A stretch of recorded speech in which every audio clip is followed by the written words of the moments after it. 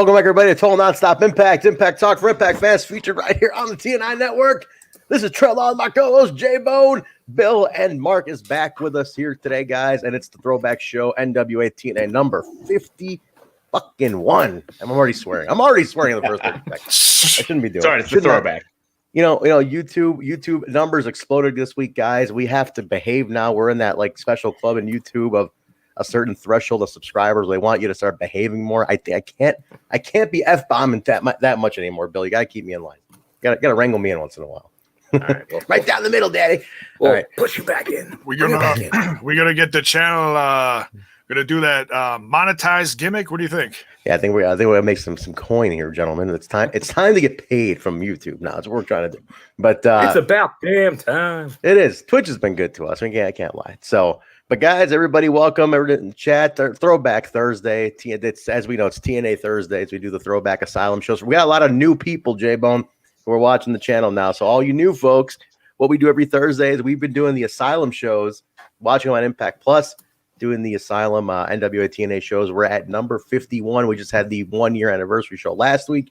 So we're at 51, kicking off essentially season 2, Mark. This is season 2 is what this is. I guess you can consider it. So, but yeah, this is it, guys. So we're going to kick this off. But gentlemen, what's going on today? Bill is not on the road today. Bill, you're home. It's very rare that you're home. Well, usually I am home, but it depends. As we get near the holidays, maybe that'll change again. But yeah, I've been home for a little bit. I'm in my self quarantine right now. Okay. Oh yeah, got the holiday coming up. He's being responsible, everybody. Got to see the family, right, Bill? So we got to see the family in a couple weeks. Yeah. But Mark is here, and Mark called me out before we went on the air, guys. He said, Trent, nice franchise shirt. Didn't you wear that last week? I said, yes, I did, Mark. And let me tell you why. So, yeah, I wore it last week because Shane, he showed up last week. But this week he actually wrestled in a match. So I figured I got to wear it this week because that was actually your wrestling. Big reason. Huh? That was your big reason, huh? That was a big reason. All right, okay. Plus, I like the shirt. He showed up as the backstage interviewer a couple weeks ago. What's that? He showed up as backstage interviewer a couple weeks ago. That's right, he did. So, but anyway, yes, I'm wearing the franchise shirt again. But what's going on in the chat here, J-Bone? Who's in the chat today? We got the whole gang out there. The usual Throwback crew today. Oh, Mir's in here. Mir's not a fan of last week's. Mir did not like last week's show. I will say right now, this show was better than last week's show. I think this show surpassed last week by far. Very, very far. Yeah, definitely. We'll get into it. What else? Everybody's in here. Jay, at the top of the show, Jay, I know you wanted to talk about something. You wanted to discuss a certain song. Is that Basil on Zach Potter's on Ethan Page's body? Holy shit! I pointed that out earlier today. Oh my god! on Smash's podcast. Yeah, that's phenomenal, Zach. You never disappoint, my friend. All right, Jay, you want to talk about something at the top of the show? Yeah, like we saw the visual at the top of the show. Rest in peace, Tommy Lister, aka Tiny, aka Zeus. Man, it's sad. He's he has a very brief history, and yet a very significant history in the world of professional wrestling. He was. Look, this is not about Hogan, but it all ties back to Hogan. So just let's leave the opinions about Hogan out of this for tonight, okay? The No Holds Barred film, when that came to life on what I believe was Saturday night's main event, when Zeus walked down to that ring and, in the words of the great Sheik, humbled Hogan. Man, when that figure walked out of that movie screen and came to the classic WWF, he became one of the most monstrous heels in my eye. I was watching some promos because he was linked with Macho Man. You watch some of those Macho Man promos, and Scary Sherry or Queen Scary Sherry's there, and Zeus is just screaming, "Hulk Hogan!" It's just, oh my god, it is his classic eyes, and he was just, man, he was terrifying, absolutely terrifying. Yeah, the big dude, man, Debo. Yeah, Debo. so many classic roles. He was in one of the classic Batman movies. So many roles. I'll always identify him as Zeus. That was my first thing, you know. Yeah. So rest in peace. And if anybody's got any other comments about him, please. Yeah, beautiful words, J-Bone. Yeah, J-Bone. Couldn't have said it better ourselves. But very nice. He had a run in WCW for a little bit as well. Yeah. Very brief. I thought maybe he did a walkout on TNA back in the day, but I guess not. Because I mean, everybody showed up at some point in TNA. So I thought maybe he did, but I guess not. But, he even did some recent indies the last couple, within the last handful of years. Did he really? I didn't know that. Yeah, he did like a Wrestle Pro show that they no holds barred. And obviously the promotion I go to a lot, ICW, they renamed No Holds Barred, because of the movie. So I always hear the theme song every time. It's No Holds Barred. If anyone's interested, a friend of mine owns a company called Raven's Film Productions. They're a film company, and he does movie commentaries on YouTube.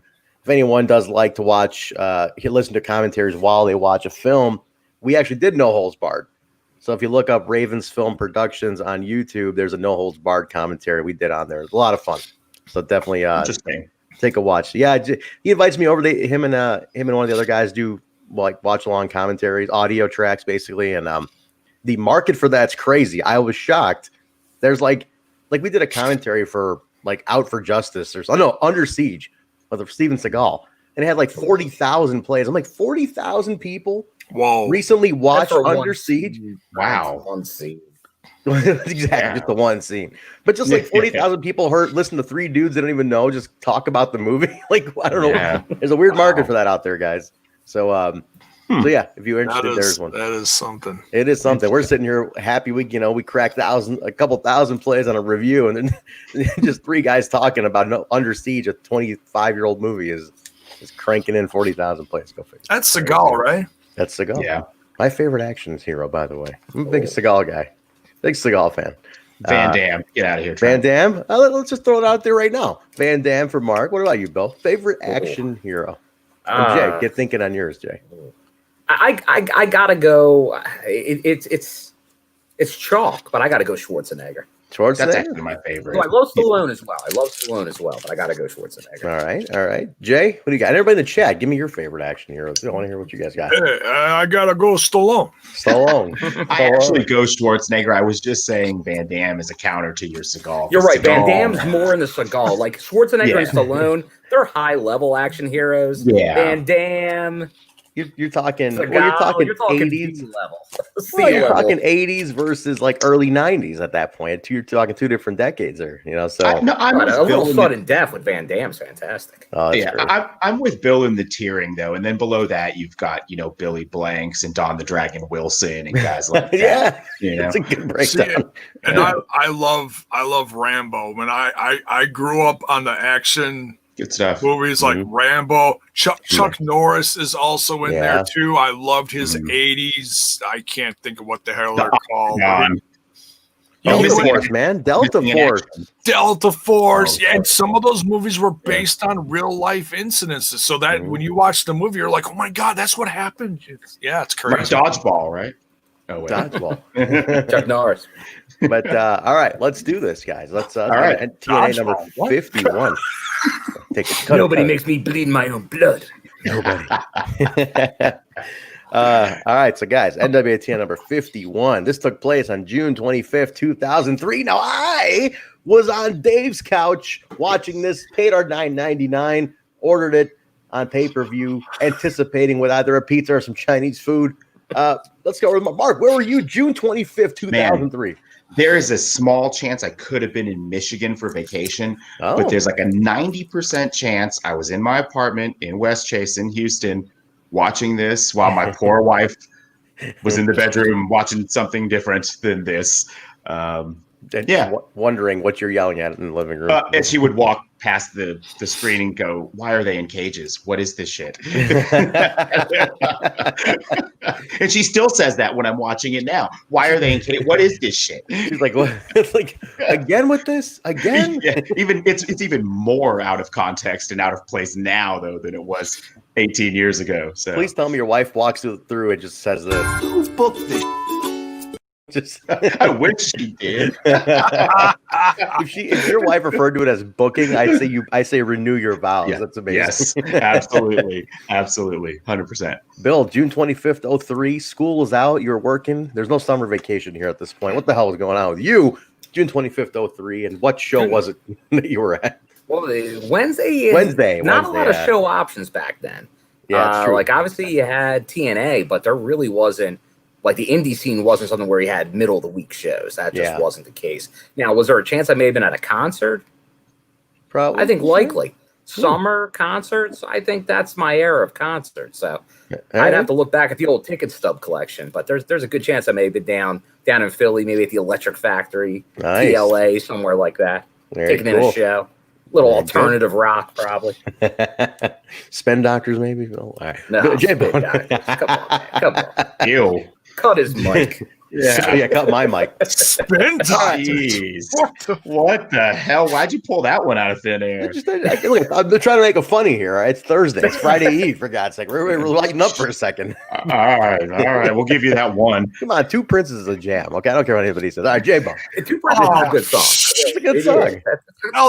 That song is stuck in my head. Damn it, Good. Trent. I'm glad. I hope it keeps you up at night. J-Bone, whose heart were you breaking in 03? Who was breaking your heart? And my head. J-Bone, concentrate here. I had to get it out. Yeah, the jacked up. Save it for your jacked up jukebox show, J. All right, what do we got? Where were you in 03? June 25th, 03, J-Bone. What kind of bullshit were you up to back then? Well, speaking of music, let's see. It's around that time of year. I believe Summerfest had kicked off, so I was probably trying to find the cheapest beer tent, find some shade at Summerfest, and find some good music. Very nice, very nice. Very tame for J-Bone. I expected a lot worse to come out of that answer. Very tame. I like how at this point, Trent, you always have me to rely on. I actually knew where I was for this small segment of episodes too. at least for this stretch, you could tell me where you're at. Yep. I just make shit up as we go along. I'm sure you do. We start with episode 51, guys. All right, Nashville Asylum, the TNA Asylum, Nashville, Tennessee. The crowd hot as fuck. All of us right off. I mean, first we did the recap video, but we kicked it off. Dude, this crowd, man. I wish I could have been in a Wednesday TNA crowd. Come on, like this was an amazingly hot crowd. Yeah, this is awesome. But we kicked it off hot.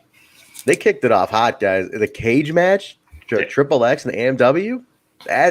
What a way to kick this show off, though, huh? Like we hyped it on Jay's show earlier for people to make sure they watched this match before the throwback show tonight. This should have been at the top of the card, but whatever. This got people locked in. Right. This match was bonkers as heck. This match is incredible. Now it's a couple of factoids about it. It was the first ever cage match in TNA history. And what a doozy. Ironically, this is the first one. They ended up having a pay-per-view revolving around cage matches, but this is the first one they ever did. For a second, you could almost say this was the first lockdown since they technically had two matches in the cage. That's right. They did. At one impromptu. You're right. We're going to get to that.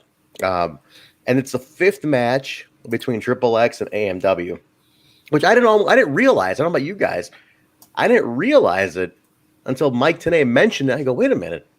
That's right. And then AMW's never beaten Triple X at this point. Like they've been screwed each time. And I was like, oh shit, okay, well, I didn't catch that. But I noticed, this was interesting. Let me go to Bill on this first. Tenay made a very interesting call out in the beginning of this about Triple X not wearing a certain T-shirt. You catch this? Because the Sports Entertainment Extreme? Yeah, I thought that was interesting. Yeah, we hear that later. That there's a segment later that deals with that. Yeah, that Russo's taking the name. He's back. taking the name. Wow. I wrote it down. They're no longer wearing their sports entertainment. Yeah, right now we just don't notice it because obviously it's a given. They always come out with them. Right, and we he love said, those T-shirts. Yeah, we want them reprinted. But they said Russo has forbidden anyone from wearing them because he owns the name. And I'm like, is this how they end Sports Entertainment Extreme? Aaron Jack, thank you for changing your work schedule to join us tonight. Attaboy. Thank you so much. Love the support from the UK. Oh yeah. But is that how they ended Sports Entertainment Extreme? Like that was the way they killed it off, Jay? Like I didn't remember that. I didn't remember that either. I thought it would be way more. I mean, that was it. They buried. What a whimper! It was a locker room segment after this match when and Disco's going off about Russo, saying that final stamp. Yeah, just unbelievable. Yeah, no real reason, just that Russo has forbidden the name. So I don't know if it was like someone at the top of the company said, okay, enough of this sex stuff because people they moved on. Yeah. I don't know. I never heard any like news on it or anything. I wasn't following the brand at the time. No, I think they just evolved it out at that point, Mark, right? And they just kind of was like, where do you go with it now? You can't keep doing it. Yeah. Well, and I think they started slimming down the faction sizes too. So. Yeah. It was a big faction too, but yeah.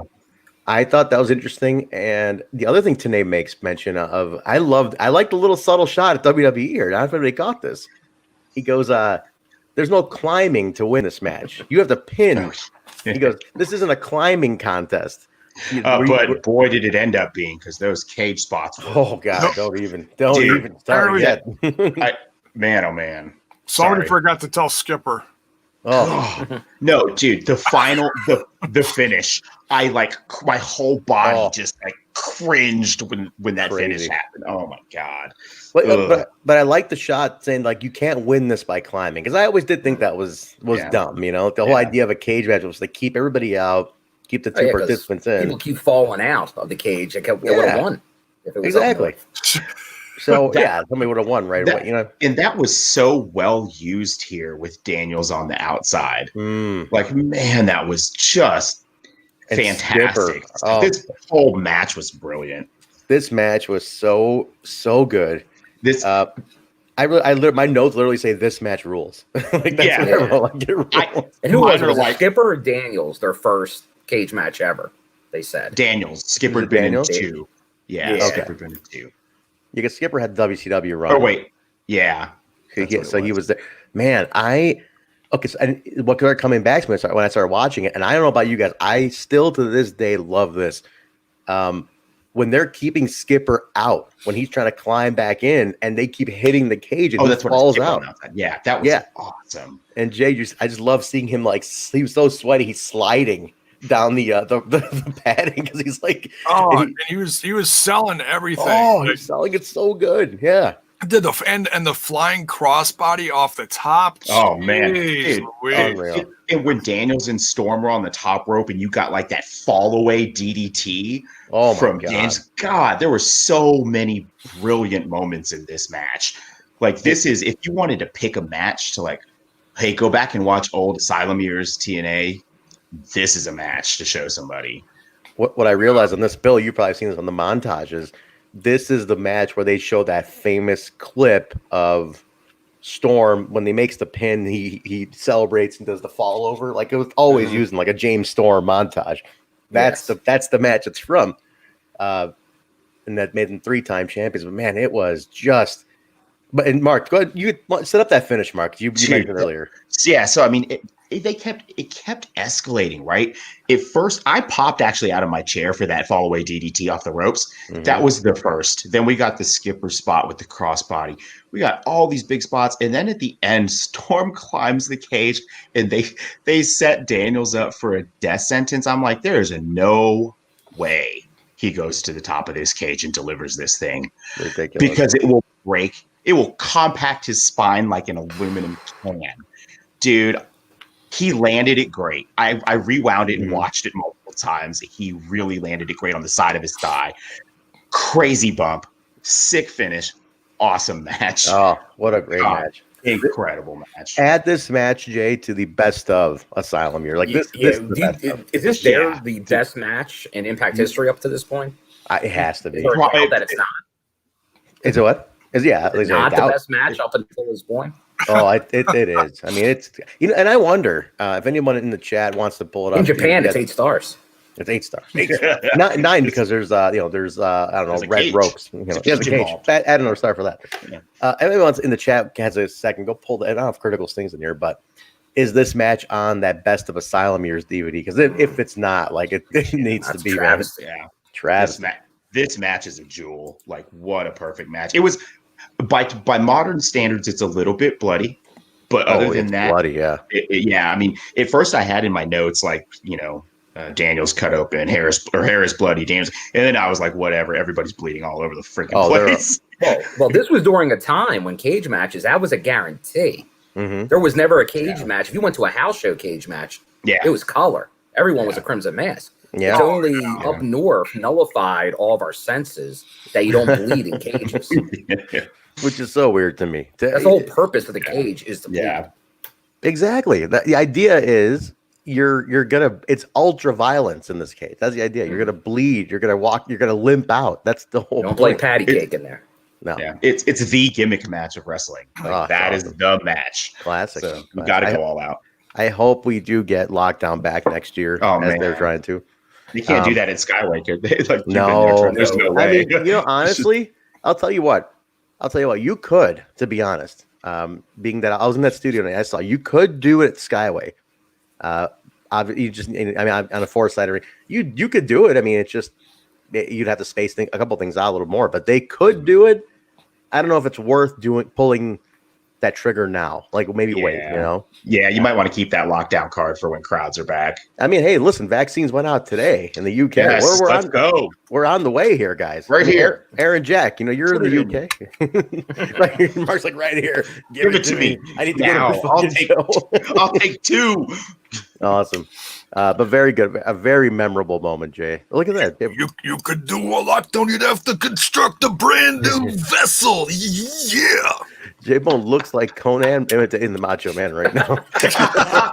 Is this for the interrogators later? I think it is. I think he's dressed up for the interrogator segment later on. Interrogators was just hilarious. Oh my God. What's great about this, we get the continuous kind of cam kind of floating over in a sense. D'Lo Brown comes out and he tells him, stop tearing the cage down. I got something to say.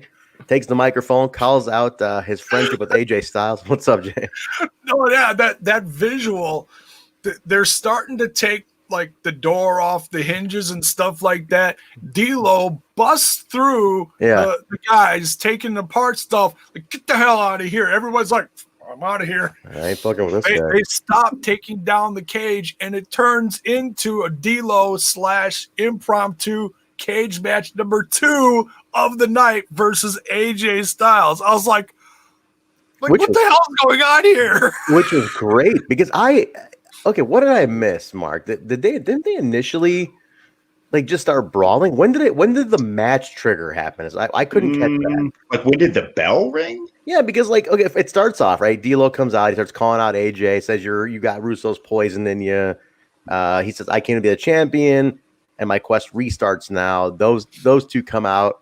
AJ and Russo come out. They start brawling, and the brawl is great. But at one point in that brawl, did they say this is now a match? Like I don't know. Cause Don actually calls it out one point. And he's like, "Do we have a match or something like that?" Okay, yeah, there you go. He does say something about it, but I don't know when it officially becomes a match. I like that. That's cool use of the cage, though, right? You start with the cage. I love it. So you have to deconstruct it mid-show and set up all these segments. You might as well use it twice. Like this is cool booking. I'm all for this. I think so too, because it's like it's believable, right, Bo? Like it's like this guy came and said, "No, stop that. I got something to say. I'll beat this guy up in the cage." It's believable to do it that way. And then you throw us D'Lo, AJ. Yeah, no, I loved it. And D'Lo, Bill, over like Rover still getting the big pop. He's never not had it. I think they realized they had to capitalize more with D'Lo at this point because, as we already talked about it earlier, the Sports Entertainment Extreme gone. Mm-hmm. The entrance changed. Yeah. There's a lot of change happening right now in TNA at this point. And they're, I think, realizing some stuff, except for obviously they pulled the trigger on Double J, needed. He's still a little bit too much on TV, but you're going to have to come down a little bit. But they realize the guys with pop, you got to play to the guys with pop, and that's what they're doing right here. Am I alone, though? I'm shocked they never put the belt on him at that point, because I thought like the AJ feud was really built in, and like we see later on that the other main eventers are kind of doing their own thing. So it's like this was a perfect time to swap it between AJ and D'Lo maybe once. And I'm kind of shocked. This would have been the time. This would have been the time. Not this particular match, but not this match, but in this stretch. Yeah, probably in the next 6 to 8 weeks. Yes, like this summer that we're entering in at this point. You could have given it to D'Lo, had AJ pick it back up if you really wanted to keep it on AJ. But I'm just shocked. Like he was so goddamn over. I'm like, man, I don't get it. But Jay, any thoughts on this one? This was a hell of a match, though. Hell of a brawl they had, these guys. It was fun. It just didn't make sense to me that they stopped the match once there was interference from Russo. I'm like, this is a cage match. Exactly. What are we doing here? Is this really a cage match or not? What's going on? I'm gonna be honest here. I kind of hate this version of Vince Russo because he sucks the air out of the room real bad. I don't like this, and I love Russo, but I don't like this either. Yeah, it kind of killed the whole segment for me too. I think Jay makes a good point. Like but I do feel that way about this particular version of Russo at this time. Every time we see him right now, it just it doesn't help for me either. He towers over AJ. Yeah. He really towers over him a lot. And I'm like, I never realized how tall Vince is. And I'm like, shit, or how small AJ. I think AJ's like I'm 5'7". I think AJ's my height because Russo is just towering over. I'm like, what the like it looks like the aesthetic doesn't look right to me even. Russo is 6'5", 6'8" with the fucking perm. J-Bone's almost all feisty today, guys. It's Friday Eve. He's all feisty today. But then Russo antagonized D'Lo at the end. Jeff Jarrett runs in here. Now this is okay, Bill. Why is Jarrett helping D'Lo here? That's what no clue. No clue. I was thinking This isn't tied He into had to get out because anything. he's Jeff Jarrett. It's been 5 minutes. You have a ton of faces in the back. But Jeff Jarrett runs out. He has nothing to do with this at all. At all. And it's the world title picture. That's what he has to do with it. Yeah. Yeah, I thought the exact same thing, all three of you and everybody else did. Super Jarrett. I couldn't believe it. I was like, he comes out, red shirt security comes out, does their thing. But I'm like, where in the fuck does he come into this? Like, you have D'Lo doing his own thing right now. You don't need Jarrett to come into this, but sure enough, he got involved somehow. Yep. Unreal. My cat Oreo is visibly upset at the Jarrett thing too. She's just losing her mind here. I hear it. I feel her pain. I don't blame her. We're all upset about Double J at this point. She's like, what the hell? What the hell? What the hell, Jarrett? I don't know, man. It was a weird. It didn't make any sense to me whatsoever. I just don't see why, where he gets involved here. But anyway, you knew he'd work his way in, Bill. You knew he'd find a way into this. He always finds a way. He amps his way into the scene. He's sure. Well, this is the point too where we're all getting fed up with Jarrett. Like that's been happening for a while. That was about 30 episodes ago. Yeah, we're reliving it. We're just reliving it now. Like you forget just how much he was on the show.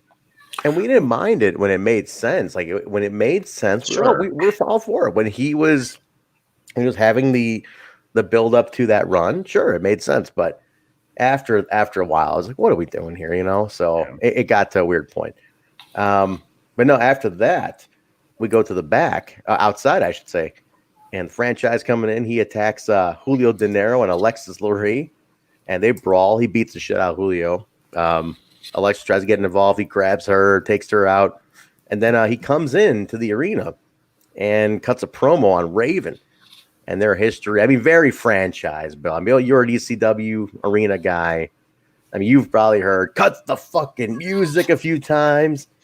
I I love Shane Douglas on the mic. He, to me, is fantastic. He's always been able to cut a great promo his whole career, no matter where he's ever been. And this was actually perfect timing because obviously you got to take down the cage. Perfect. Live show, got to take down the cage. You're looking at a good 5 to 8 minutes with a good crew. So you need somebody that can take that mantle and run with it. Insert the franchise.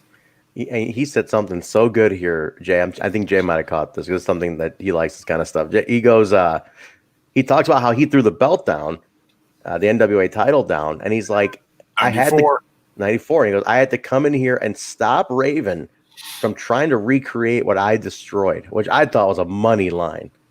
I thought it was a great line. And it creates that continuance. Like, why are you here? This is why I'm here. And it all makes sense. You've got an instant history, instant continuing. Mm-hmm. And I what I liked here was just that he sold his reasoning why. He sold why he was there. He established his reason. Raven comes out. They start brawling. Disco comes in to back up Douglas. CM Punk comes in to help Raven. They get taken out. And then Jeff Jarrett comes out. If he's going to come out here, what does he have to do with that first segment he just came out of? That's what I can't goddamn figure out. What am I missing here? What am I missing, Bill? You're missing an illogical, conceited brain that was behind it. My God. That's it. That's it. It's mind numbing how many segments to like just shoehorn himself into here. This got me though. I was like, why did you come out in the D-Lo thing then? Fucking A, man. Because God forbid he not be involved in at least 3 segments of show at this point, if not more. He has that strange love affair, hate affair with Raven. So there's that, and it ties that to the end of the show. Unfortunately, so my notes literally read like this: Punk comes out to help Raven, and they stand tall before Jeff Jarrett comes out. Parentheses, why? My notes say fucking Jarrett. That's what I say, fucking Jarrett. Oh man, we get a little teaser promo, an unmasked Sting, a sit down with Mike Tenay, and going to air next week. The next week was very quickly shown on the screen though. Next week, it's a shoot interview with Sting and Mike Tenay. I wonder how long that's going to be. I don't remember, but that should be interesting. Again, a lot more effort into this than they did for the appearances thing. Man. I want a half hour. I want a half-hour shoot on a 2-hour show of just Sting.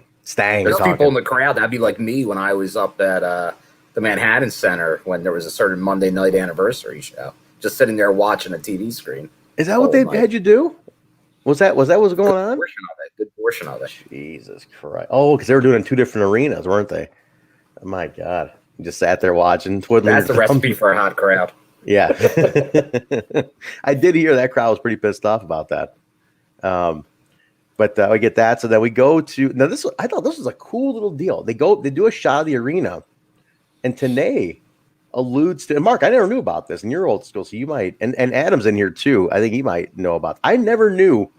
So they dim the arena lights, and they say we're dimming the arena lights to signify that the NWA does not sanction the following match between Jerry Lynn and Justin Credible. Which I'm like, that's a really cool little like, I don't know, little rule. Like if it's an unsanctioned match, you dim the house lights. Another company right now does that. A current company does that too. Really? A company down south does it for unsanctioned matches as well. Is that real? I never knew that was a thing. Mm-hmm. That's That's because for Moxley Omega, right, J-Bone? That was a year ago, and it was like barbed wire and shit all over. Yeah, and they lowered it down, and they said this match is unsanctioned by AEW, and I bet you that was a tribute to this, which was probably a tribute to somewhere in the original NWA. That's phenomenal. I never. I seen this. Is what I was wondering too. This was exactly what I was wondering if they did it in Texas a lot. Brody. Okay. I don't remember that, but I haven't got that far yet. So I think that's a really cool little just. One of those hidden rules or hidden like guidelines. I never knew they did that. So, well, that's one of those neat Easter eggs about wrestling too. We just put together shared knowledge, and it's like oh, we all watch different things or remember different things, and And cool. And I'll give it to AEW for doing that though. I didn't know they did that. That's interesting. Just that one match, I think, maybe 2 matches. It's kind of like the tag rope. It's one of those things nobody thinks about. The tag rope is still like I mark out when guys still grab the tag rope. Yeah, it's like TNI After Dark. So they cut over to now. I'm gonna start with Mark on this because Mark gave me a very angry text about this last night. When I was asleep. But so we go to Jerry Lynn and Just Incredible outside fighting in the parking lot. And Jerry, it's funny because like Justin's in what is his ring gear, which is street clothes, and Jerry's in his ring gear fighting outside. I do like that when Jerry threw Justin through a fence. I thought that was interesting. But they're just fighting the parking lot. They brought to the inside. Kind of brawl. It's pretty violent. Like the anger's there in the match. A Lollipop at some point takes a very odd bump out of the TNA dancer cage. She dives out of the cage, and when she lands, she injures herself and like sells the shit out of it. She's just rolling around on the stage like, I'm like, I had to rewind it. I'm like, what the hell did she do? I'm like, oh, she dove and she landed. She landed. I'm like, but Justin put, I think, or one of them throws the other guy into does a snake eyes into the dancer cage, right, Bill? And then she just says, "Oh shit," and jumps out of it. She was safer in the cage. And she was like, "Oh God, I'm so hurt." I'm like, "Why the fuck did you jump out of the cage? Like, why did you do what you did? You was safer in the cage." This is such a weird logic on this, but hey, I mean, at least her top didn't fall off like Trinity's did the prior week or whatever. What do you mean, at least, J-Bone? J-Bone, come on, you are come on, man. Yeah. You are a red-blooded American male, for God's sake. I mean, I was watching Goldie's upper half this entire episode. Jesus, she was what she was wearing on this Goldie looking. My God, that in-ring segment with Trinity. My God, Goldilocks, you are one. You're cooking, Goldilocks. My friend of the show, by the way, we can say that. She likes our compliments, Goldilocks. But I'm trying to behave myself over here. I mean, you got the pass, J-Bone. You got the pass. Jerry rolls up Justin for the win. Oh my gosh! Justin post-match attacks him, handcuffs Jerry to the cage, beats him down. All right, Mark. I got angry with that from Mark. Man, okay, I'm so glad this was short. I'm so glad this was short. The more I see, dude, okay, I have all these great memories of the Impact players and Just Incredible's like That's Incredible, and kendo shots and Francine. And man, Just Incredible sucks. I hate him in TNA. He's horrible. His ring gear's awful. His matches are not good. I don't know if it's just me and it's aged poorly or what I texted you to tell you was, man, I don't even know if I ever want to go back and watch those ECW matches because my memories of Just Incredible are badass and I don't want to find out if they're wrong. I'm with you because I literally felt the same way. I love Just Incredible in ECW. I was a big fan. Yeah. This run, I don't know what it is. It made me realize I just don't like him. And I'm like, and he's a nice guy. And he was Just Incredible or nothing like that. I did not like anything about this character now through these eyes, and I'm like, what am I missing here? Because I love the guy in ECW. And I think one thing I did not like, though, I will say, one thing I didn't like at all was that you're brawling, you're just like you're tearing Jerry Lynn apart, you're killing him, and then you find a moment to just hit your tagline on him.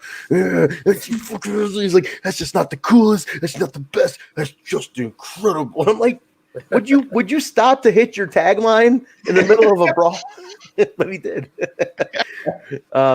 Yeah, I don't know. Bill, you're an ECW guy. Thoughts on you still There's feel a the same couple way of about reasons. Justin? There's a couple reasons for this. Okay. One is the environment. This is not the ECW arena. Good This point. is a watered down version of Extreme. For all the guys here, to be fair. And he's the last of the Extreme guys that have come over. So there's a little bit, the other guys had the punch early on. These guys didn't.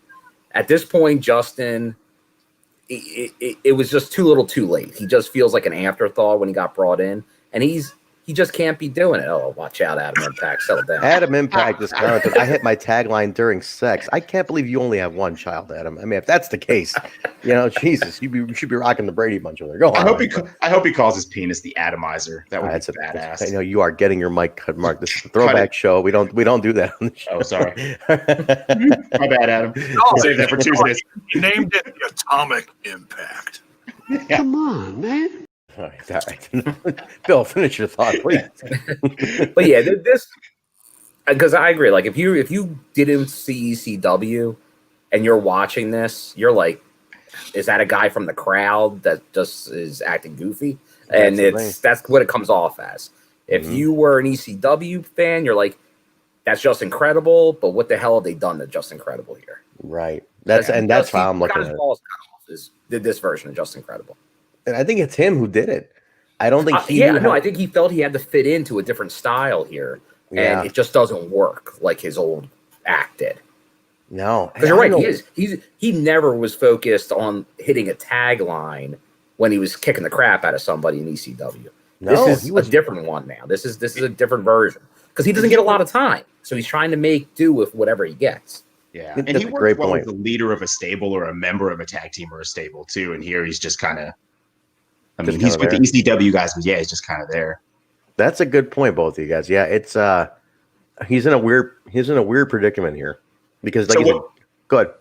I was just gonna say, so Bill, if we go back, we're still gonna love those ECW matches, right? Yeah. You'll be fine with the ECW matches. It's just some people, they go to a company and their runs don't make sense. It happened all the time. Yeah. A bunch of guys went to WCW and their runs blew. Yeah, it happens. It does. He's right. He's right. Yeah. Happened to Bret Hart. Could happen to anybody. It could. Shit, man. That's we won't open that wound. But that's a tough one. Still raw. But yeah, it was a weird match. This feud is I do like the Jerry's a little more intense in this too. It's always good to see Jerry. Jerry's awesome. We'll see him work. All right, Jay, we're at that segment you were talking about. Glen with Sports Entertainment Extreme, or the former Sports Entertainment Extreme, bro. Talk about it. Rest in peace, SEX. Sounds like an ex-girlfriend or something. What's going on here? So he's trying to hype up the locker room, slaps Daniels in the middle of this, saying, you got to get your tag titles back. Gets in Sabin's face. You got to hang on to that. And he just kind of goes around the room and gives everybody, the business. And see, my cat's upset about that too. She's like, what? The more what? Yeah, see, it's Oreo's just losing her mind on the other side of this monitor. I'm gonna have to kick her out soon. She's hardcore. But yeah, it's just once again, Sports Entertainment Extreme is just kind of unraveling now that Russo's back, but he's not really with him. He's she just kicked the door open. She's really mad. All right, see you, Oreo. It's she's gonna trash my office. It just seems like it's time for Sports Entertainment Extreme to say goodnight. Yeah, I think that was it, and that's how they did it. Now, Mark, they want to give you the machine gun for tonight. For what? For that last comment? I don't much machine gun yet. Do you have anything else in the arsenal that we could maybe machine gun you for later?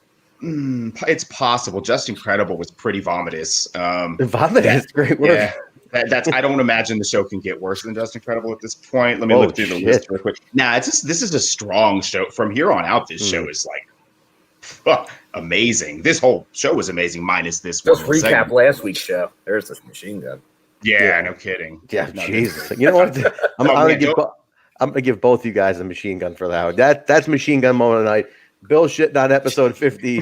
Mark shitting on Just Incredible. I think that's it's a co-earned machine gun. That's the machine gun of the night.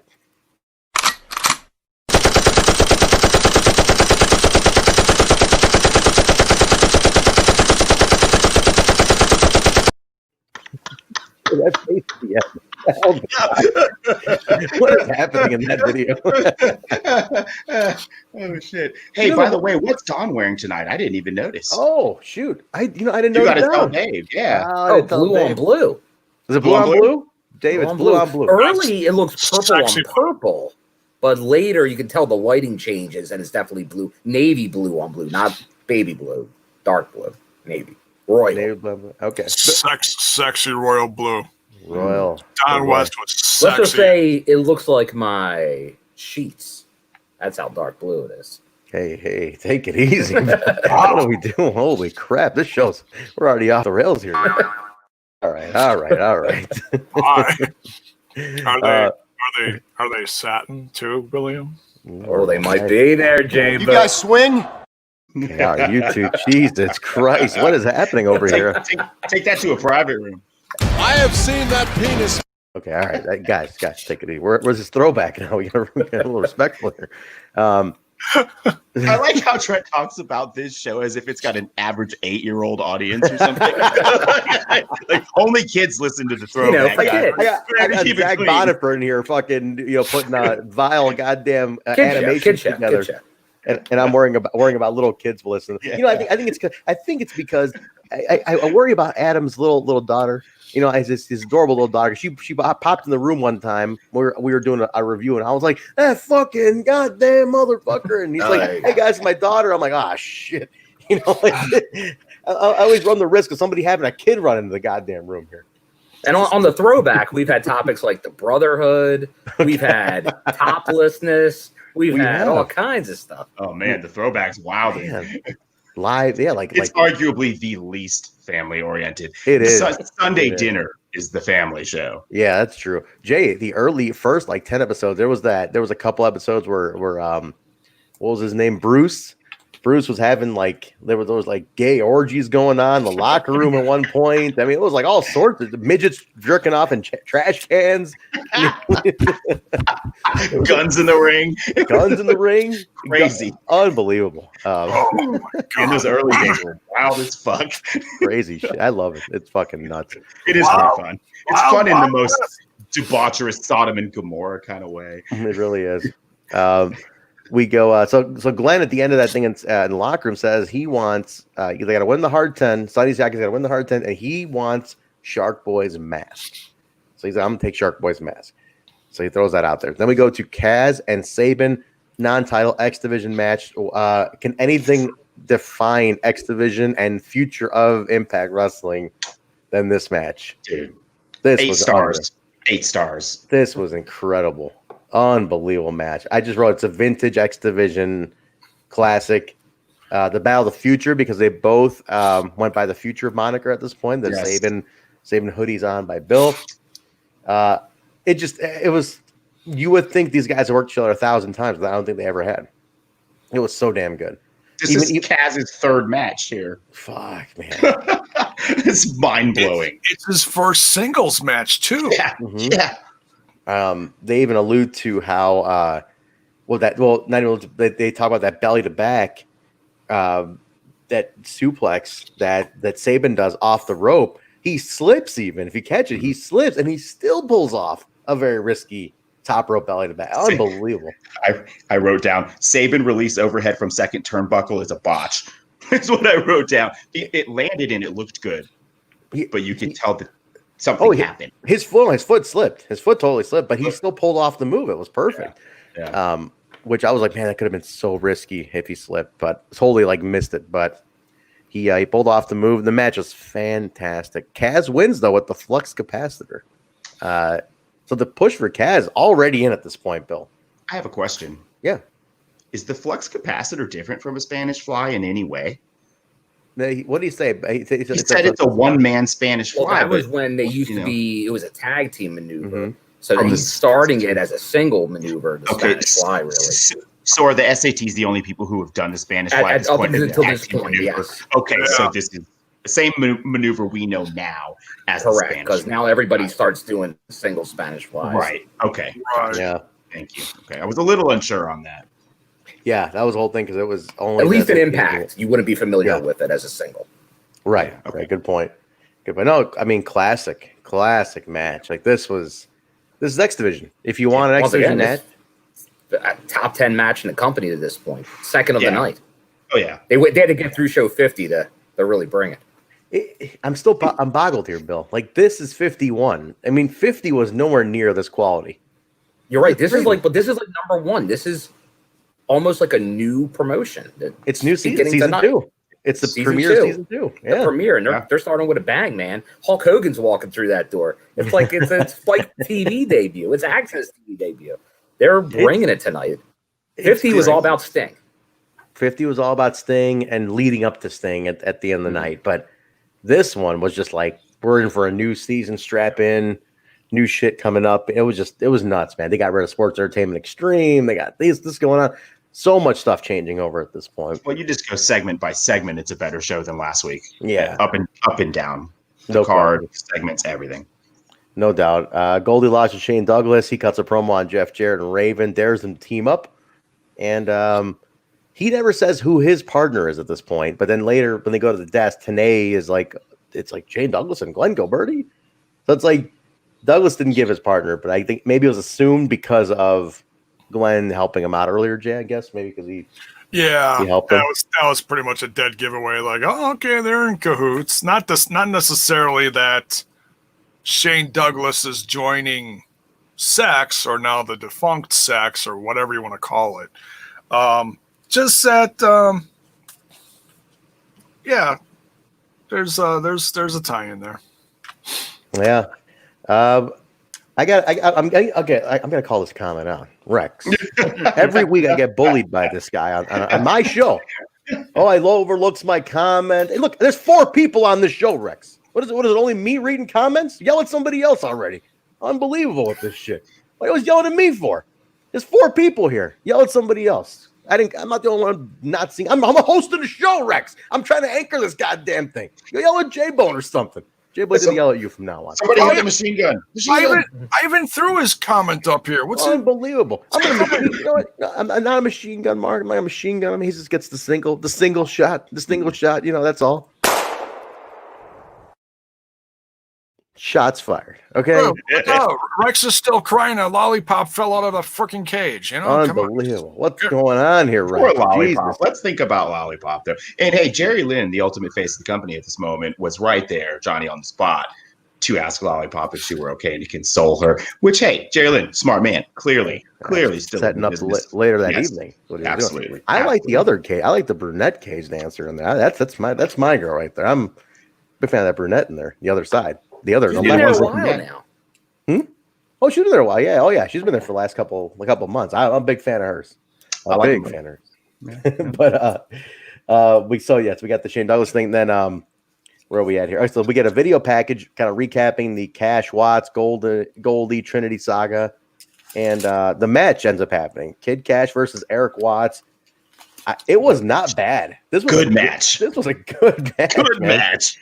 It was a good goddamn match. I really, for the heat Eric Watts has gotten for being like second generation, like his WCW run fail, whatever it might be. Hey, the guy pulled out a great match, and I got to give it to Kid Cash. Kid Cash is fantastic. Go ahead, Jay. You're gonna say something.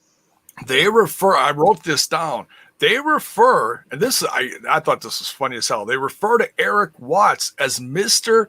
Explosion, and that he was on a 5 or 6 match winning streak on the show Explosion. And I was like, early Explosion. And that makes sense why he we've talked that he had all these like weird ass segments. And it was more awkward than anything. Mm-hmm. These weird promo run-ins and stuff, and he was doing this and he was doing that, but he wasn't wrestling. Okay, apparently now we find out he was wrestling. He just wasn't on the main show. He was Mr. Explosion. So it's like, oh, okay, he has been wrestling. He's not just the guy that runs through, says something weird, gropes Goldilocks, and then takes off, you know? Trent, what's behind you? What's that? What's behind you? Behind me? There's like a red light floating around in the air behind you. Behind me? That's a dark room. Yes. No. Where? Is no one else seeing this? Mark's seeing things. Mark, are you in the treehouse today, Mark? Yeah, no, I'm not. No, I'm serious.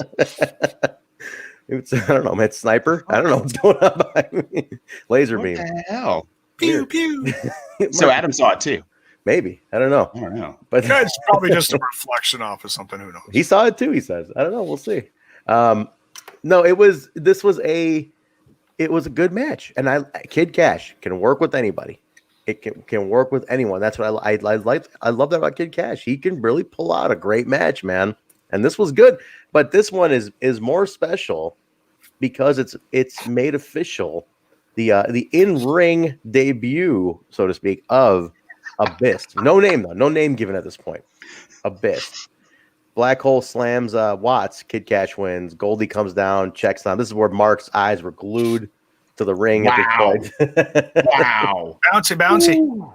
Bouncy. This is a good segment. This was a good segment. I mean, again, I was talking about before we went on the air here. It's crazy to think that we all associate Abyss as a day one guy, but he did not debut officially in the ring as Abyss until 51, and then was it 49 or 50s when he was that last week, Bill? Yeah, last week, right? When he debuted in the back. Well, no, 2 weeks ago he debuted. 49. Last week he was supposedly behind, and he's like, "Hey, big dude, scary dude." So it took until 49 for him to actually show up. A year. But he was on show 1 as Prince Justice. So I guess that's the tie-in. So, but crazy to think. They didn't know his name. And Mark, you were pointing out he looked pretty lean. Pretty lean on this.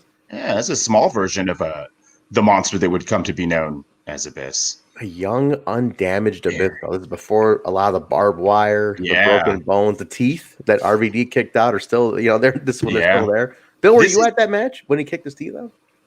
I was not at the match where he kicked his teeth out. Hell's at the Impact Zone. I know that. What were you gonna say, Mark? I don't remember. Doesn't matter. RVD's a stiff worker. 420. RVD. Still living your dream, baby. Look at this guy. He's selling CBDs as we speak. Are you still seeing red lights there, Mark? Come on, man. Hey, I'm telling you, everybody else thought I was worried for your safety. Sniper. The ex-wife maybe heard all the jokes you guys are telling in the chat. That's what RK Shuttleworth said, man. Ex-wife. It's the ex-wife. Man, oh man. What else we got? So we go from that. No, this is great. We get the interrogator segment, J-Bone. J-Bone's dressed like Conan here, by the way. We get interrogators, and it's Don West being interrogated. It was red on red. Red on red. But it wasn't Don West, J-Bone. Why don't you set this up for us, Jay? What's going on here? Well, I think they called him Don West in the beginning. Oh, they did. So BG James is doing his best Don West imitation, getting grilled from Conan and Killings, and they're asking him just all these wonky questions, and the answers are getting more wonky by the minute. I didn't write any details down, but I was just laughing my ass off.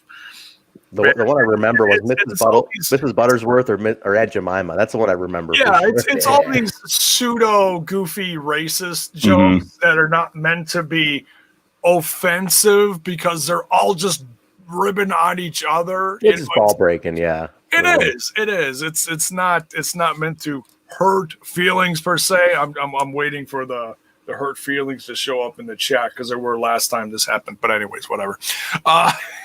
Shots fired, I guess. Shoot the single. Shoot the single. That's a single shot. Definitely, J-Bone. I love these three together. I loved 3 Live Crew. This is the inception of 3 Live Crew before they actually called it that. Mm-hmm. It's just goofy. I mean, they're all smoking some next level shit here. Seriously. It was hilarious. They did Bill or Mark, you guys write down any of the particulars? I mean, it was all over the place. It was just fun. The Barry Bonds card they were selling, that was great. The Barry Bonds card, rookie card, it's only $19.99. Or how they were basically saying, if Amazing Red sold syrup, I'd be buying that too. Oh yeah, go Red, go Red, go! Oh my god, yeah, this is a wild segment. They talked about the Hoovy Kid Romeo calendar. Hoovy juice. Yeah. Hoovy juice. It's just so funny. Like the whole thing was a blast. I was laughing my ass off of this. they were just like, and he insults them back, and then they're just like, "What the hell did you say? Like, you okay?" Like, it was just such a great little segment. I mean, it's fun, comedy to break something about somebody's mama. Hey, don't talk about my mama. Kudos to Don West, because that obviously that'd be tough to get away with today with certain people in the business. Yeah, because that was totally obviously a rib on him. The whole skit. Oh, for sure. Yeah, it was a rough one. He's a champ. He took it like a champ. You know, that was the idea. I'm just trying to remember the timing of this, where this is in relation to Saturday Night Live doing the skits on him. Oh, that's right. They did do skits on him. That's right. This is probably around the same time. That's what I'm thinking. 03 is around. I have to look back because they did the knives. Will Ferrell did the knives skit.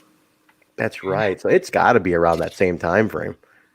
Interesting. I didn't even think about that. I didn't put the two together. I didn't know that.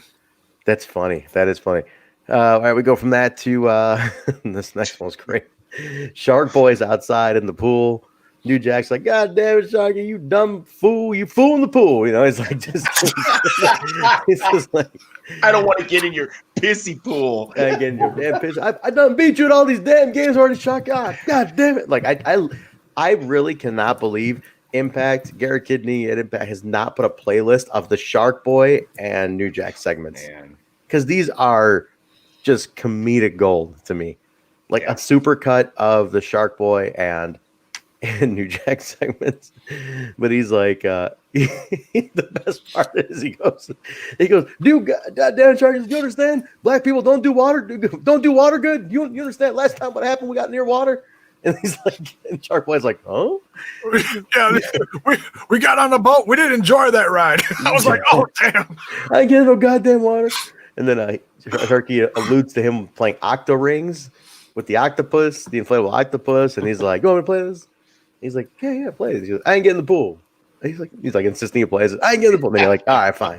And New Jack just jumps in the pool. Oh man, so it ends up segment. He goes, "My jaw's wet." My jaw's wet. What a bizarre! Every segment these two guys are in. It's just so funny. Oh, they're maybe the oddest wrestling couple ever, and we're talking wrestling, so that's a really big pool to pull from. I'm shocked they don't like put a super cut out, because this is funny shit. Like, to me, it's funny. People can laugh about it today. So yeah, I'm surprised it's not out. But we go from that right to the Hard 10 semifinal. Sandman and Sonny Siaki. This was not bad, Bill. For us, the Hard 10, we've been very hard on the Hard 10. This was one of the better Hard 10. It was just pure hardcore match, though. Yeah, it was. So you kind of, if you just ignore Jeremy Borash, it's fine. I know, God. Like, and you just did have the red laser above your head. Did I? Yeah, is it your mouse? Do you have a laser mouse? No, it's my laser pointer. Right? I've been just. All right, you're been around everybody. All right, I've just been clicking it around. What is this? 1997. I've been doing it for the last 10 shows that we've had. Okay. And I'm just seeing if anybody ever catches it, and nobody catches it until today. I just got to sit here with my pen. Yeah, that one was too obvious. Was it? I didn't even see that. I didn't even notice that one. Because it's stretched. Yeah, there you go. And I just kind of sit here with the pen, and I kind of just fuck with my pen, and I just hit the button when I got my elbow on my desk. And I'm just like, I wonder if anyone is noticing this is happening behind me. And this is the first time somebody noticed it. But no, going back to the hard, we've been shitty about the Hard 10, this whole Hard 10 term, and it's still going on for another 2 weeks, which is ridiculous. Oh man. But I don't know. This is very Sandman-ish. It's exactly what we expected with Sandman, right, Bill? I mean, this is unexpected technical match. The matches have fit well when you had the right people in there. Yeah. And then give credit to Sonny during the tournament. He's been okay in these Hard 10 matches. He has. It was a nice. He needed that shift. He needed the shift, though. Sonny was completely stale at this point, and I think a lost character. They didn't know what to do with him. Jay, we talked about it. He was just a lost character at this point, Sonny. Yeah, it seemed like he was trying to reinvent himself a little bit here and there. He'd come back and he'd have a different look, be like, all right, he's focused again. Different push for Sonny, and it never happened. Whenever he thought something was evolving, it really didn't. It went nowhere. In theory, he should have won this one because he hit the table spot and he was 1 point off. And I'm like, just quick hit him with something, Yeah. You're thinking as a fan. It never happened. And then Sandman, dear God, you don't think of Sandman, wrestler Sandman. That's not the first thing you think of. But yes, he's a wrestler, but he's not your wrestler's wrestler. He's not your Dean Malenko. He's not your Kurt Angle. He does this swanton. Yeah, my God. Through the table. It is the ugliest, most ungraceful of swantons and wins the match with it. I'm like, dear God, did you break your freaking neck doing this? But you won the match. I'm like, probably the only time I ever seen Sandman do that, because I'm not privy to the ECW stuff. You have to go to early. You have to go to Surfer Sandman for that. Yeah. Surfer Sandman. Okay, see now that's pretty rare. I've never seen Surfer. Technically, he wrestled in a wetsuit. Sandman. Oh, well, technically, think about it, Jay. The Sandman name originally was based on the fact that he was a surfer on the beach. Sandman. That's what the original. Yeah, and that was what it originally was based on. I think they evolved it into like making you think it was based on the comic book character, right? There's a comic. That has to be pre-Shane Douglas throwing the title in the trash. Yes, that's Eastern Championship Wrestling. Okay, so he's more character driven there as opposed to beer drinking rebel and Yeah, it changes. That makes sense now. But he kept the Sandman. Okay, that's hilarious. Yeah, he kept the Sandman thing, and then Raven. Now I want to see how goofy this shit looks. Yeah, I don't think I've seen that stuff either. You're not missing much right there with that Sandman, with the Surfer Sandman. It's another dynamic to see him that way, though. Yeah, it's just an oddity. Like, it's neat to see wrestling's weird odds and ends like Surfer Sandman. I pay that $9.99. I should start getting my money's worth out of that shit. Jay, how about you Google it and pull? Like, a lot of people in the chat haven't seen it. Why don't you Google it? Oh, if I had it nearby, I could get my old. One of the only times I ever created like an album, like I put like a photo album together of one of my early ECW shows where I took pictures with my camera, and I have like the program in there from like a '92 card. And that has Surfer Sandman in there. Damn. Is that in the vault? Is that at the merch room vault somewhere? That's in the vault somewhere. I think it might actually be like in like a container with like a lot of books and all I had from probably like near high school. So I think it's mixed in with that stuff. Jeez, wait, we got to pull this out. I could dig it out. Who was Eastern Championships Wrestling? Who was Eastern Championship Wrestling's champion at that time? Like, who are the big names? I know Dreamer was there. Snuka held it at the time too. Yeah, Snuka was a champion. Then you had like obviously the big names. You had Terry Funk there, Stan Hansen, Kevin Sullivan, Abdul the Butcher, making runs. But Shane Douglas was there. Yeah, Shane was there. This is after he won the WCW champion, and you had the NWA ECW champion, and then you had the Pennsylvania State champion. Because those early ones, though, I'm talking like Wildman Sal Balomo. You had Tony Stenson. Johnny Hotbody was one of them. I remember that. Johnny Hotbody. Don Morocco was their champion at one point. I don't remember that. Don Morocco was big back then. Yes. Tito Santana was an ECW champion. Nice. Go figure that. Nice. I'm a Tito guy. He's a Houston dude. Houston wrestling guy. And then after that's when it flipped. Like Tito was the last, and then Shane. That's when Shane wanted after Tito, and then did the whole throw the belt down. That was up the races. So, it was Smith before he. That's when he was his jazzy JT Smith before he became part of the FBI. JT Smith, man, I'll never forget that spot Mike Awesome did on JT, where he almost snapped his back against the rail. Do you remember that, Bill? Oh yeah. JT Smith is up against the guardrail. Mike Awesome, as big as he is, as a flying crossbody, and like JT Smith, like his back should have snapped over the guardrail, but he somehow forced himself over. It's one of those brutal looking spots I've ever seen.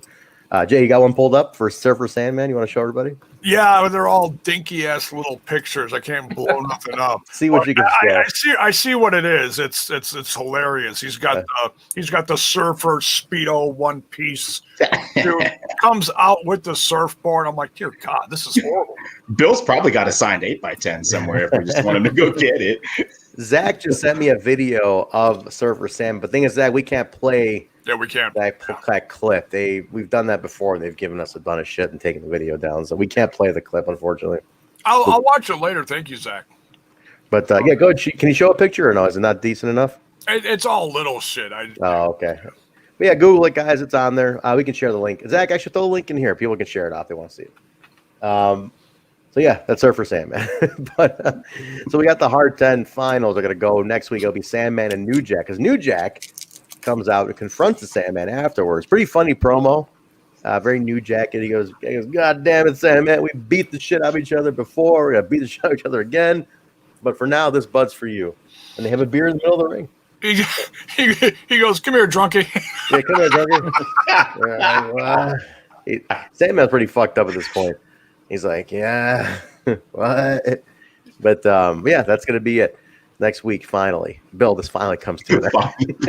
Hard 10 was never done again. Never, ever done again. Best hardcore tournament ever. I want to put something out to our throwback crowd today. If you could do the Hard 10 tournament today, Impact Wrestling's roster today with the Hard 10 tournament, who would be in the Hard 10? Men and women, knockouts and males. Who would be in the Hard 10 tournament in Impact? Give me 10 names. Give me 10 names. I want to know what people choose for this. Tweet it to us if you don't want to put it here. It'd be interesting. And why not? Bill, if there's a Hard 10 t-shirt that comes out of shopimpact.com, updated logo, would that make its way into the vault? A Hard 10 t-shirt? Hard 10 t-shirt. Let's say we throw a classic TNA logo on it just to make it vintage too. Maybe. I don't know. I was not a big fan of the Hard 10. I was not a big fan of the Hard 10. You know what's a bigger feud going on than these two is in our chat here. I think there's a hell of a fight going on in our chat. Guys, what's going on in here, everybody? Jesus Christ. I don't know what's happening. Thursday night's all right for fighting, I guess. No right? shit. Take Feisty. it easy. Take it easy, everybody. Johnny Swinger. I see Swinger getting some love for the Hard 10 tournament. Swinger's getting in there. Beautiful. Yeah, Cody Diener. I like Daddy. that. Look at that. Diener, Deanna, Swinger, Sammy. Rosemary.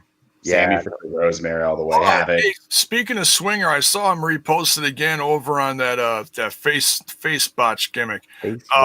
He's doing $20. He's got his new Swing Time bandana and an autograph for $20. Not bad. Shipped, including shipping. Yeah, that's including everything. $20. Yep. It's a great, That's honestly, a bargain. it's actually a hell of a deal. I was thinking about picking one up for a couple buddies of mine. Trail mix, daddy. Trail mix, man. He throws a couple of pizzles in it too in the envelope. It's actually Always for the pizzles. gotta put that out there. He's selling the Swing Time bandana and an autograph 8x10, $20 shipped. That's actually a real steal for a little gift like that. So It is. pick that up, and that Now, ties. it might be sending it with stamps from the 80s. Yeah. So it could take, 20, it might go like through Abu Dhabi to get to you. So Your envelope will show up and there'll be 75 stamps on it at 12 cents a piece. Oh, remember the penny stamps that came out to make up differences? Yep. It's been a while since I mailed anything, Daddy.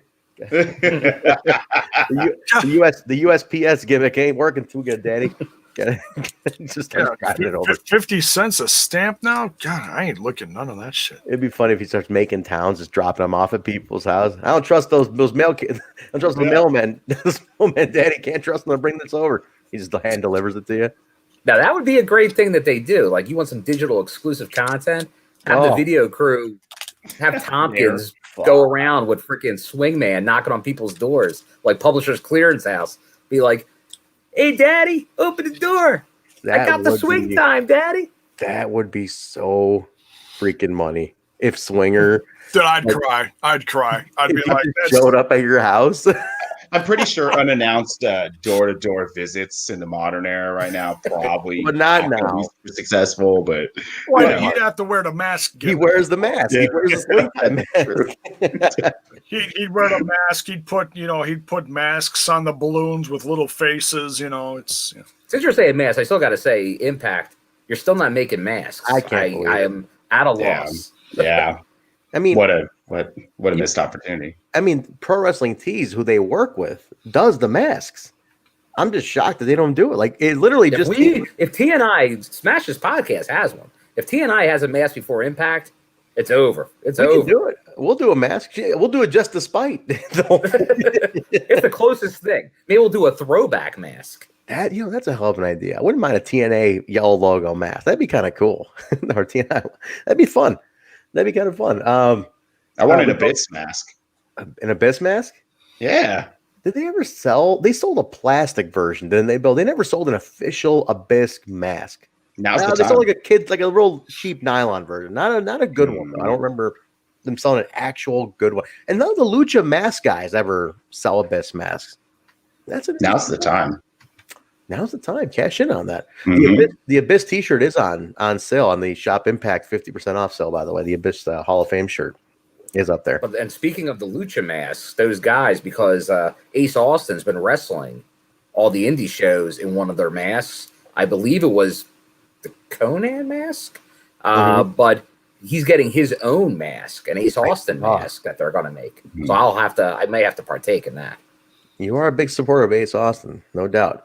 And I hope he's back on Impact soon. Can we not to deviate? God, no kidding. Well, I we don't know he know. was there because he's part of the workout crew videos. He's part of Yeah. the bod squad. And stuff. Squad.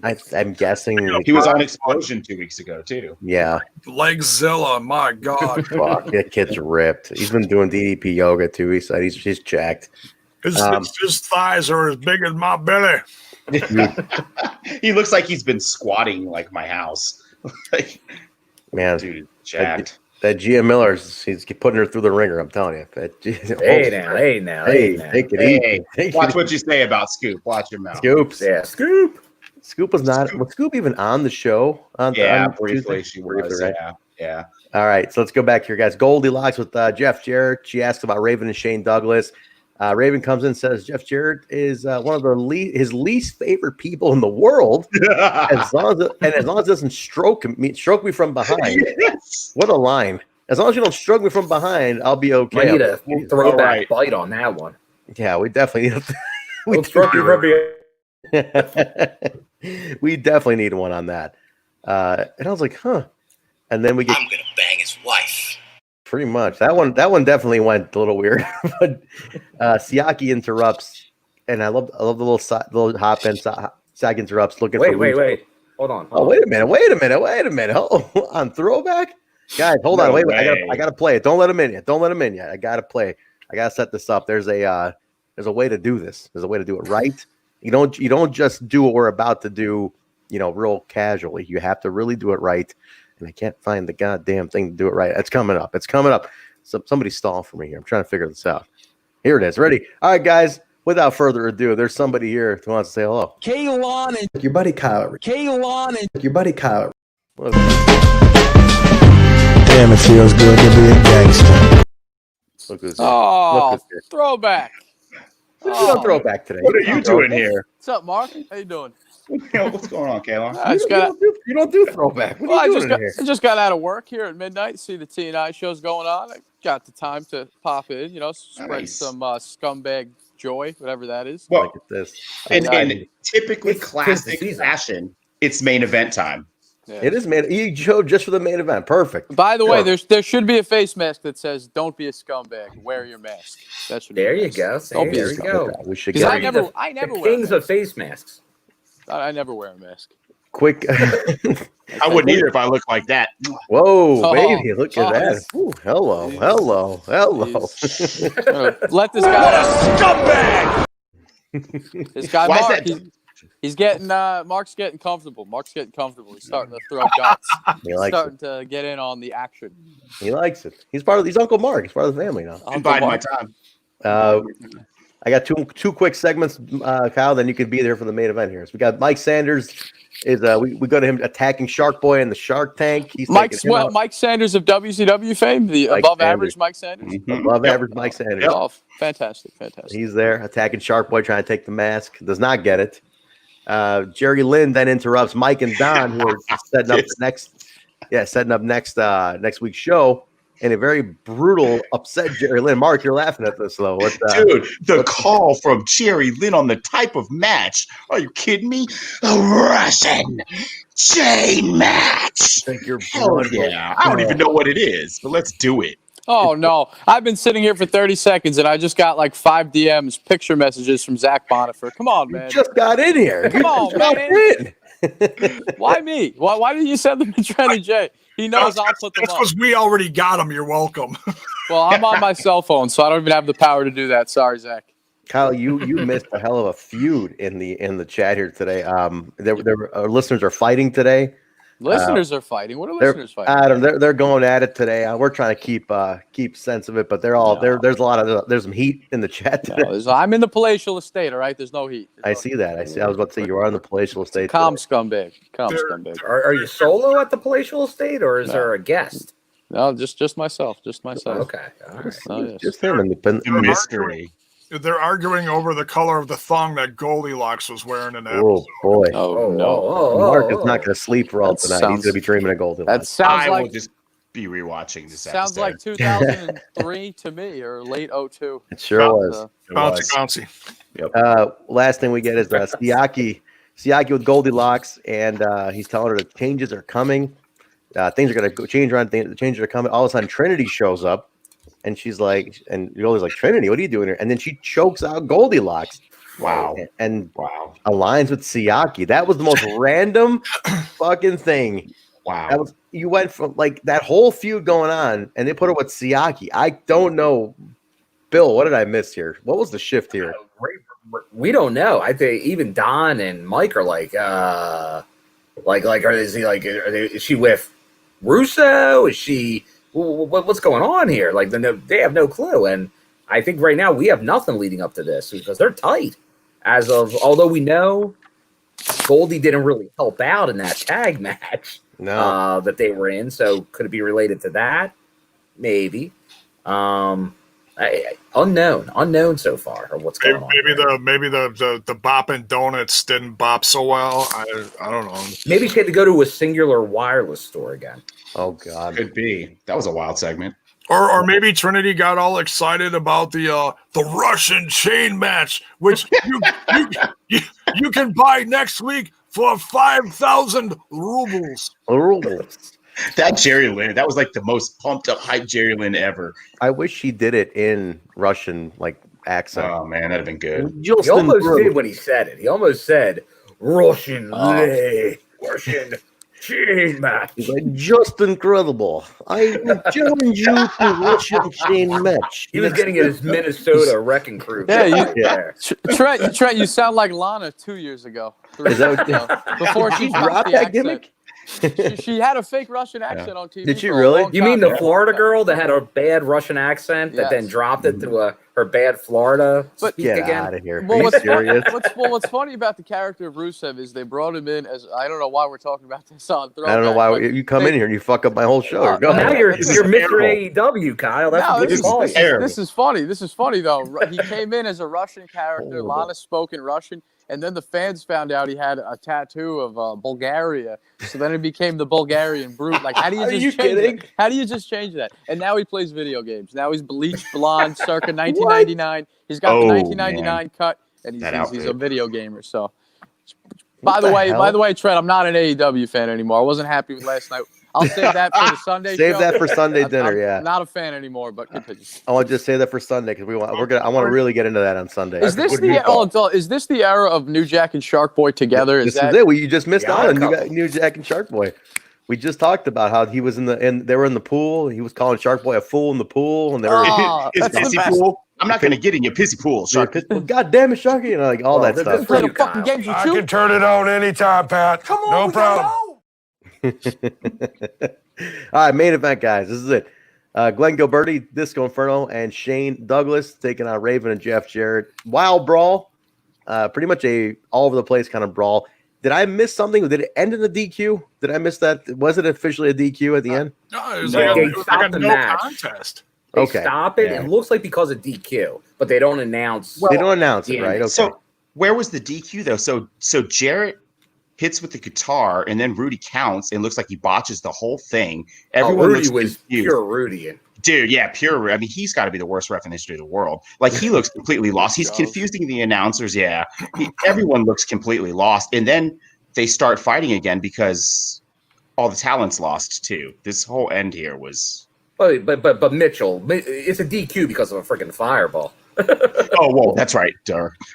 So Jim Mitchell comes out, and he's out of nowhere and sets a very not a smooth transition to the fireball. Like Raven literally sat there waiting for it, unfortunately, and then it didn't hit properly. They side cammed it, and you saw it got nowhere near him. You know, it was just a rush job. I mean, I think they just it's not what Impact's done the last couple of years with fireballs to Eddie Edwards and Ken Shamrock. Yeah, those were right in the face. Fireballs are always a tricky spot. Always have been. And back in the old days, it was always a tricky spot. You rarely see people pull it off right. It's a very tough spot. Jay, I mean, they Hogan Warriored it tonight. So yeah, and that's what it was. It was that real just fizzled out. It just rare, and I can't think of one. Anybody's in there who can think of a better fireball spot. I can't think of one that was really good. But it's a hard one to pull off. But yeah, I never drink Fireball. That cinnamon flavor, it always gives me a hangover. I like it. It's good stuff. It's sneaky good. Okay. All right. It's no Southern Comfort, but it's okay. Trent, Southern Comfort. Oh, yeah, no, yeah, no. I like how Bill took a chug of something after that. I wish it was Southern Comfort. Hey, fuck yeah, so good, baby. That's no goal. It's no Goldschlager. During the freaking winter, it warms up the soul. It does warm you up. It does warm you up. Indeed. You mentioned Goldschlager, Jay. I remember the first time I heard of that. I was like, my friends were like, "There's pieces of gold in this." I'm like, "No way!" They're like, "There's real gold in this." Oh, Trent, it makes your duty twinkle. You didn't know that? So I'm like, "What do you shit blood or shit gold afterwards?" Yeah. Like, what happens here? Make my duty twinkle. Dude, yeah. But this man, it kind of ended on. It was intriguing that Mitchell's doing this. The fireball wasn't smooth, unfortunately. Not really a great ending. It was really jumbled all over the place. Didn't know where anything went. I guess 52 is going to explain a little bit more. So we'll see. We'll see where it goes. Paul Nelson's asking, is Rudy in the business today? He is. He's up north. He's one of the referees up north. He's working there. Just shows you can be a horrible ref for a couple of years and get Stanford Stooge. He's a Stanford Stooge now. Yeah. He's practically their senior official now. But Sinister Minister did fuck up his hand with a fireball in ECW. He lost some of his finger, which I got to see up close. I was like, holy shit. That was the incident. But oh, yeah. It was with Mikey Whipwreck. With right? Mikey. I remember that story. Yeah. He got really fucked up and had to go to the hospital. He's told that story. Blew off a few tips of his fingers. It was crazy. But it was but that was it, guys. That's number 51 NWA-TNA Nashville Asylum. That was the better. I think I'm going to vote that better than 50 for sure.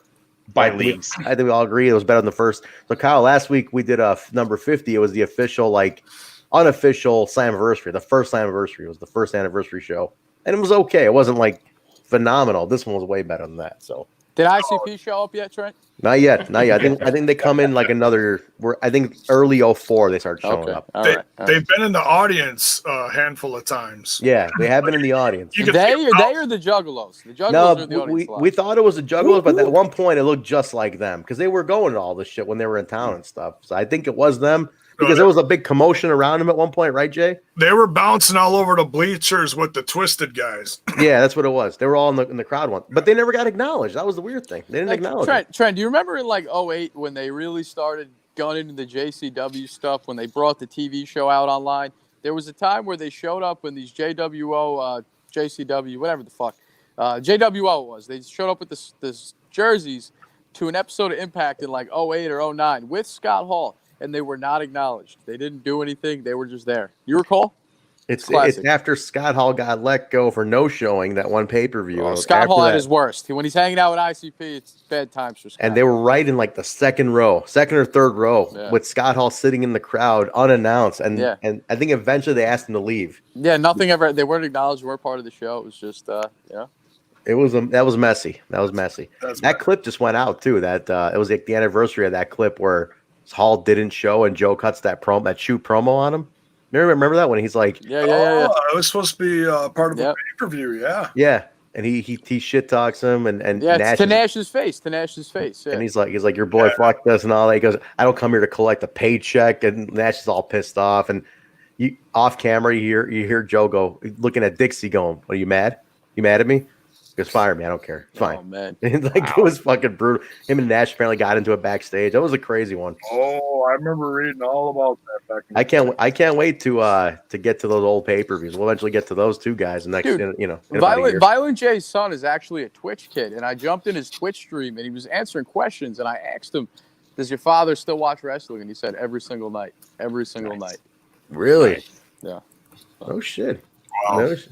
We gotta get ICP on the show when they come back around. That's the interview, Trent. Dude, I'd love just on the TNA years. Let's just have Adam Impact contact them. He's like neighbors. Adam, you're hooked. Adam's still in here. Yeah, you're hooked up. Adam is he in Detroit? Is Adam in Detroit? Yeah, I used to. He when was I lived in Detroit. Detroit. I used to know them. Everybody who lives in Detroit knows them, but I don't know them anymore because I don't live there anymore. Oh, so. Well, just warn me first so I can study up on all my magnet shit. Yeah, I knew it was Here we go. Here we go. Oh my God. There it is. You can talk about that over on Smash. We'll unmute your mic when you get some new material, fucker. Yeah, Jesus Christ. Oh, good for you. You feel like a big man now, J-Bone, insulting us, taking shots? The only thing I know, man. It's that and that one cover of Let's Go All the Way. That's the only ICP I know. I'm sorry. I'm a sad ICP guy. Terrible. Mark, what's that venue? Royal Albert Hall, right? Is that Albert Hall? What's that venue called? In Detroit, the one they play all the time. St. Andrews Hall. St. Andrews Hall. St. Andrews, yeah, Fox. State. The Fox, yeah, that's another one. St. Andrews is great. It's an old church converted. It's an old church. Is it really? Of course, Hollowicked is at an old church. Of course. It's an old church in downtown. Yeah, I saw him near J-Bone's place at the Rave in Milwaukee. I saw him there. All four of them are Twisted and ICP. But yeah, that's it, guys. Anything else you want to discuss? Any closing thoughts on this one? Everybody in the chat. No fighting anymore. Can we cut Bill? Can you moderate this fighting in your place? Even though Kyle can attest, it's Nervous Thursday. Nervous Thursday. It's Nervous Thursday. Where did that one come from? We're always nervous on Thursday. Kyle, what'd you get me for Christmas, man? You buy me anything for Christmas yet? Oh, a big bottle of liquor, Trent. A big bottle. I can't consume that though. That's what. I guess I'll just re-gift it back to you. Why don't you keep it? All right, sounds good. After all I've done, how about a Tessa Blanchard T-shirt? How about a Tessa Blanchard T-shirt? All your style all over it. I got one for you in my room. It's all covered in boogers though, and whatever else that is.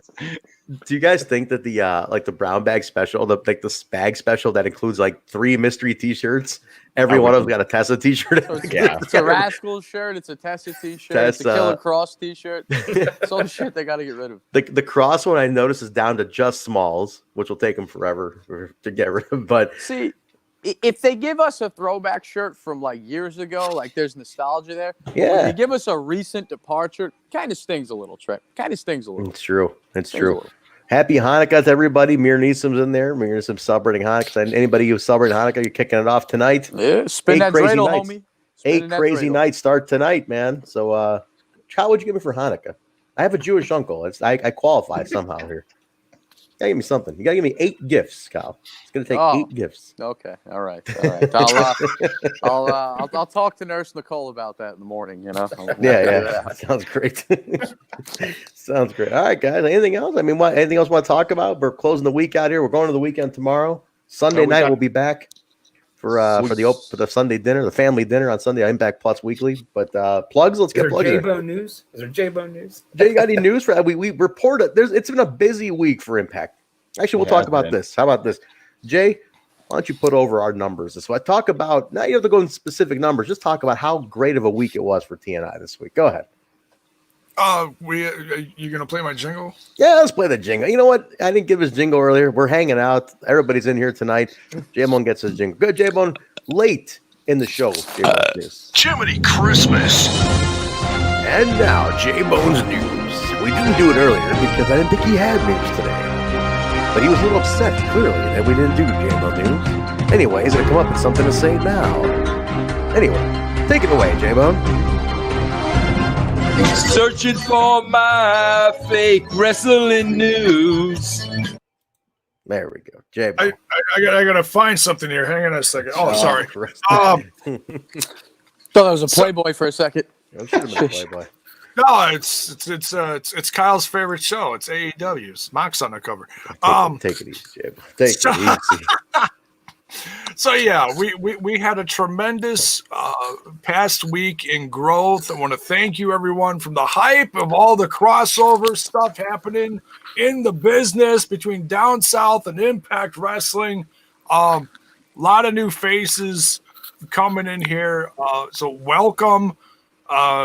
We appreciate everybody coming in here and just being part of the hype. It's a lot of new faces and wrestling fans in here, and we love it. So we're gonna monetize this fucker soon. We're excited about that. YouTube's gonna be nice to us. I suppose we're gonna have to behave a little in here. Nudes.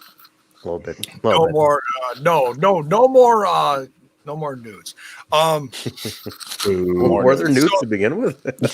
What did I miss? After dark, Trent. All that OnlyFans. Well, the news was Impact was not mentioned on last night.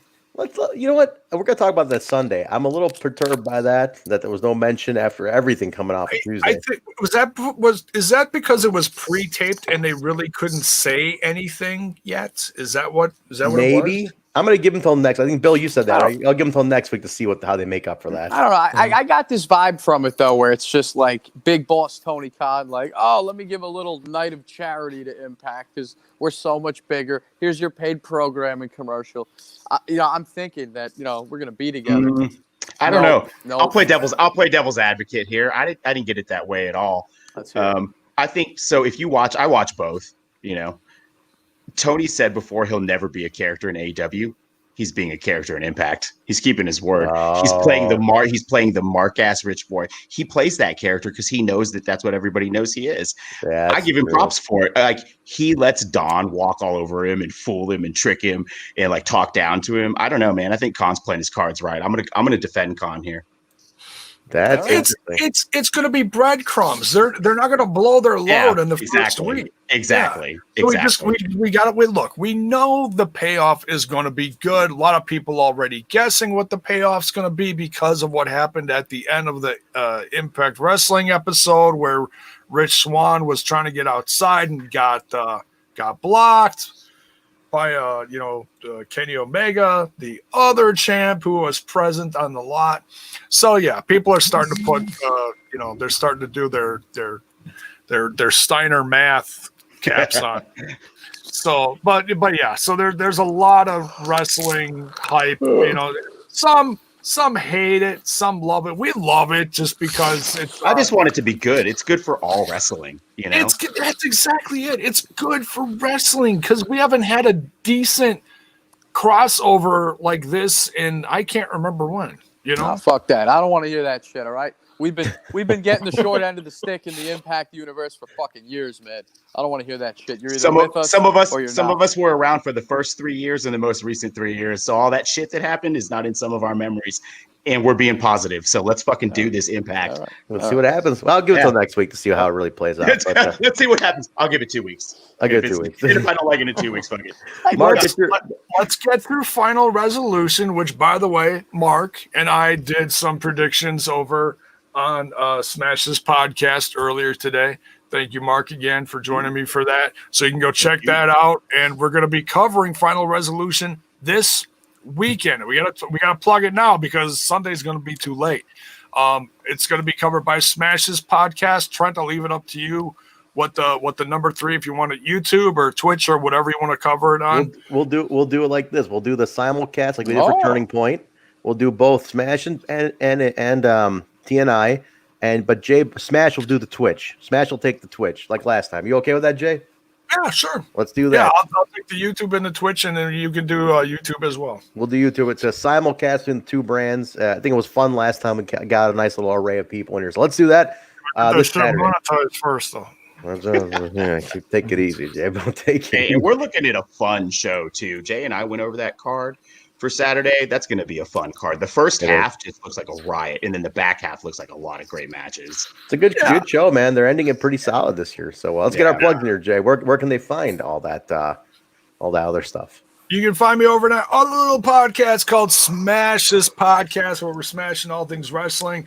It's on the YouTube and the Twitch. Go give it some love. You can also find Smash This Podcast on the Facebox, the Instanet, and the Twitter box. You can find me on the Twitter box right here, JBone5150. That's JAYBONE 5150. Very nice. Bill, where are you at? You can find me on Twitter mainly, but also Instagram. Same address at my name, William M. Gardner, GARDNER. Very nice. Mark, get your plugs in here. Just at Twitter, WO. You cut out for a second. Say it again. Oh, just on Twitter at 2Taya WO. There you go. Kaylon, where can we get you at? I don't think I deserve a plug because I came in the last like 5 minutes here. You can follow me on Twitter at Vanilla Joke. I'm on there. Oh, give me a break. Give me a break. Cut his mic. I'm going to reactivate that username, so I'm just going to pick up where you left off. I'm just going to ruin your world. I imagine how much shit is that. I haven't even I didn't even notice you fucking changed it. When did that happen? Oh, a while ago. Long time ago. It was within the last about 6 months ago. It was around the pandemic beginning. Yeah. Okay. I didn't even notice that. I'm gonna start tweeting out like racial slurs and obscenities. Oh, come on. Come on. Sexually harassing women. You know. I'm Vanilla. Man. Me too, Jim. Oh, come on. Follow your boy at KL on the mic on Twitter. You know the deal. Slide in the DMs. You know. Out here. Harass them in the DMs. Guys, get me a. You got to do the whole BG James joke thing. Oh man! What? From the interrogators tonight. Oh, there was a thing with the Road Dogg on BG James was on this. He was hilarious. But I'll leave it to you to watch it, Kyle. That's on Impact Plus. All right, guys, you get me over at Trent Barry over on Twitter. Aunt Jemima or Mrs. Buttersworth. Or Mrs. Buttersworth. Pick one, Kyle. Aunt Jemima or Mrs. Buttersworth. Always an Aunt Jemima guy. We don't fuck with Miss Butters, Good right? man. Good man. Go ahead, Trent. I'm sorry. Trent Barry over on Twitter, guys. You can also follow me at the Backstage Boys podcast. Me and Basil, friend of the show, we do a live one. We're going live every week now, too. So check us out at the BSB Show on Twitter, Facebook, and Twitch. Take a look on that. The show is at We Talk Impact on Instagram, Twitter, Facebook. Just type in We Talk Impact or Total Nonstop Impact. Comes right up. Twitch.tv/Total Nonstop Impact. ProWrestlingTees.com/Total Nonstop Impact. YouTube.com/Total Nonstop Impact. Audio is available everywhere audio is found. Apple, iTunes, Stitcher, SoundCloud, Google Play, iHeartRadio, TuneIn Radio, Spotify, Pandora, Amazon. Everything carries it. Rate it, review it, subscribe to it. It's free to subscribe. So get in there, guys. And appreciate everybody on Twitch who is following and subbing. Thank you guys for all the new subs this month. Twitch, bitch. We love Twitch. We're big fans of Twitch and all the new YouTube subscribers. Guys, thank you so much for that. It's been a great, great week for us. Very grateful for all the growth. So, guys, we really, really appreciate it. So, as we mentioned, Thursdays are always throwback. Next week, we number 52. Sunday is the Sunday dinner, we call it, the Impact Plus Weekly. We talk Explosion. Then we do it around the table, around the ring, actually. But then we do open topics, open forum, whatever you guys want to talk about. And then Tuesday is the flagship show, Impact on Access TV, Total Nonstop Impact Review.